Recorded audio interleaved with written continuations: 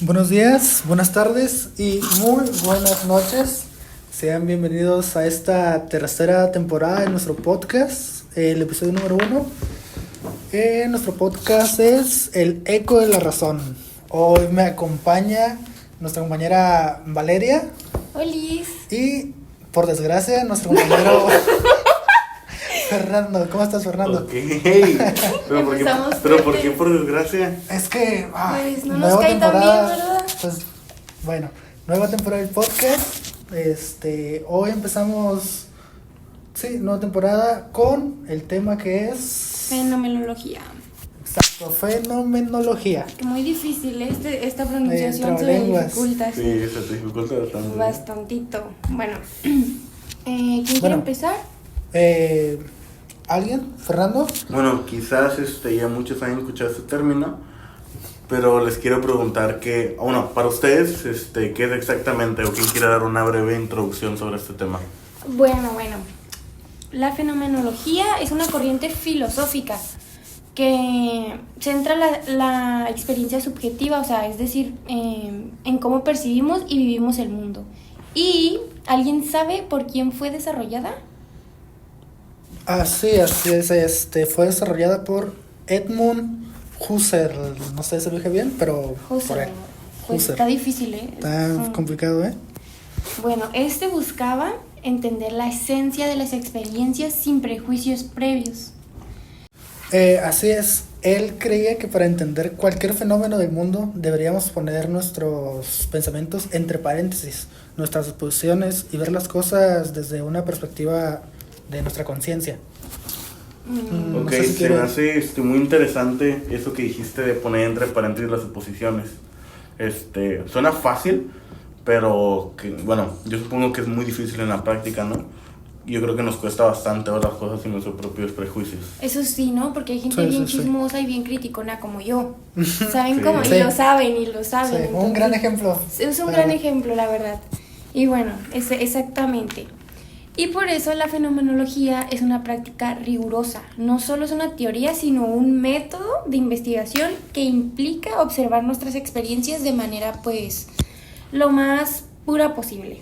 Sí, como dices, esa búsqueda de la esencia del objeto, la cosa en sí misma es bastante clave, porque la fenomenología no busca explicar por qué las cosas ocurren desde una perspectiva científica o casual, O sea, exacto. sino cómo aparecen en nuestra conciencia. Es sin intentar desmenuzar, digamos, las cosas. Ok, entonces, a ver, déjame entender bien. Este tipo, Husserl, ¿o cómo se dice? Muy buena pregunta, no sé cómo se dice. Bueno, vamos a decir Husserl. Sí, Husserl. él. ¿Podemos Bueno, llamar de otra manera, por favor? Husserl está bien, Vamos a Husserl está bien. El filósofo. Edmund. Bueno, Edmund. Edmund, sí. Nuestro amigo Nuestro aquí, amigo Edmund. Su compita Edmund. Nuestro compita Edmund, quería que observáramos los fenómenos sin juzgarlos, ¿no? Ajá. Simplemente tal y como los percibimos. Pero bueno, ¿nos podrías dar un ejemplo de cómo aplicar la fenomenología basada en esto? Bueno, un ejemplo muy común, o sea, es observar un objeto como una mesa o cualquier otro objeto y en lugar de describirla como hecha de madera, con 4 patas o el color de esta, en la fenomenología la observas tal cual aparece ante ti. Examinas su forma, su color y cómo se presenta ante una conciencia, pues sin categorizar. Categorizar. Categorizar, ahí está. Sí. Disculpen la dislexia. Pero sí, este es un muy buen ejemplo. También otro puede ser con las emociones. Podemos, no sé, decir que estás enojado y en lugar de presentar el por qué estás enojado o cómo solucionarlo, la fenomenología te centra en cómo se manifiesta esa emoción en ti, su intensidad y cómo la sientes en el cuerpo. Bueno, parece casi como si fuera un tipo de meditación, ¿no? Podría decirse, de hecho, algunos se ven una relación entre fenomenología y prácticas contemplativas. Ambas buscan una comprensión directa de la experiencia, pero pues en la fenomenología la idea es describirla de manera detallada, sin interpretarla, vaya. Ya sí, también no podemos olvidar a otros fenomenólogos bastante importantes, como Martin Heidegger, no sé cómo pronunciarlo. Heidegger, Ajá. algo así. Martín, Ese- el Martín. Martín. El Martín. El Martin y el qué? ¿Y el Edmond? Edmond. Martin y sí, Edmond, sí. así Bueno, déjala. Martin fue estudiante de Edmond y él extendió la fenomenología para incluir aspectos existenciales como el sentido de ser en el mundo. Muy interesante. ¿Y qué exactamente qué significa eso de ser en el mundo? Bueno, pues para nuestro amigo y muy conocido Martín, no solo somos observadores pasivos, sino que estamos inmersos en el mundo. O sea, vivimos en un contexto social, cultural e histórico que pues nos afecta en nuestras experiencias, y por eso él decía que nuestra comprensión del ser está ligada a nuestro entorno, o sea, pues sí. Sí, lo ahí normal. sí, porque, ¿cómo dijimos que se llamaba? Edmond. Edmond. Edmond. Se centraba en una experiencia más individual.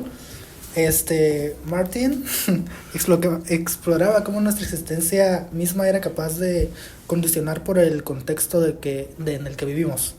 Para él la fenomenología era también una manera de explorar un sentido de cómo es la vida en sí. Okay.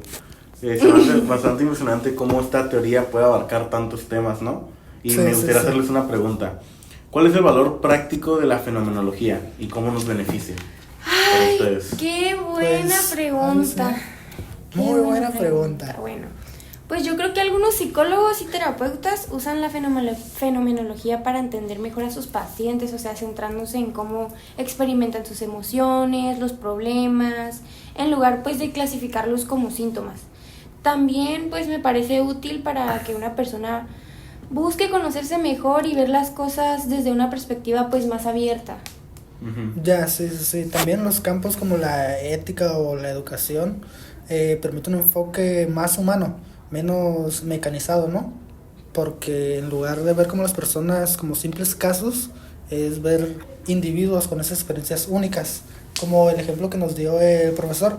¿Se acuerdan que nos había mencionado que la economía necesitaba ser más humanitaria, ¿no? Sí. Porque para Sí, ellos nada sí. más eran cifras. Sí. ¿No se acuerdan del video que nos puso? Sí, Que nos decía, acordamos. las personas deben de ¿cómo se dice? ¿El porcentaje? El porcentaje de personas sin trabajo debe disminuir para que otras personas se beneficien de eso. O sea, él mencionaba que el 40% de las personas deberían de estar sin trabajo, pero pues ese 40% pues sí es muchísima gente que se queda sin trabajo, ¿no? Ajá. O sea, no está humanizado sí, el sí, número, él no lo está puedes diciendo- cuantificar, pues, ¿sabes?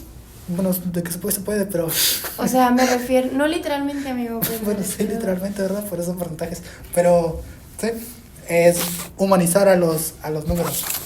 Sí, entonces, o sea, podría ser darle valor a nuestra experiencia subjetiva, ¿no? Creo que es algo que muchas veces se ignora en nuestra sociedad actual, y quería volver a tu punto en el que para la economía somos solo un número, somos algo así, y quería remarcar que, por ejemplo, hablando de humanizar más las cosas, pero para el gobierno cuando nacemos somos un acta de nacimiento y cuando fallecemos somos un acta de difunción. Coño, qué Ujú, fuerte. sí. Y bueno, cuando cumplimos 18 somos un INE y Ajá, nada más nos ven varios como- ejemplos así. Sí. Qué loco, ¿no? O sea, yo nunca me había puesto a pensar en eso, ¿sabes? Ya, pues sí, es que tienen una vista más fenomenológica. Ah, Fenomenológica. vaya, Tacubaya. Y pues bueno, o sea, Vaya, Tacubaya.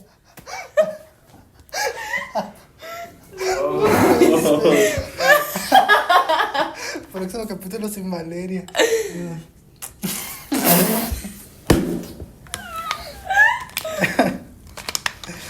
¿En qué nos quedamos? me toca. Bueno, justamente, la fenomenología nos invita a recordar que cada experiencia tiene un valor único y que a veces al tratar de explicar todo de forma científica o racional, perdemos la vista de esa riqueza. Sí, así es. Pues yo creo que ya dimos pues A lo entender. necesario, ¿no? A entender qué es la fenomenología. Y ¿Tienen algún punto de vista que dar al respecto de eso? O sea, algo que quieran opinar, que es muy importante la opinión. Pues bueno, yo creo que la tecnología, ya para cerrar completamente esto, Con broche de oro, vamos a cerrar. con broche de oro, Como debe. nos ayuda a ver el mundo y a nosotros mismos con mucha más profundidad y apertura, vernos a nosotros mismos más humanizados, y pues... no así. siendo solamente una cifra, ¿no? Ajá. Algo así. Un dato, digamos. Sí, sí. Ay, qué loco. Y reconociendo que detrás de todas nuestras experiencias hay una esencia que realmente vale la pena explorar. Esa frase me gusta mucho. Pues sí, yo creo que con eso vamos por cerrado Vamos por cerrado, el sí. primer episodio de esta tercera temporada. Tercera temporada. Muchas gracias Y- por escucharnos.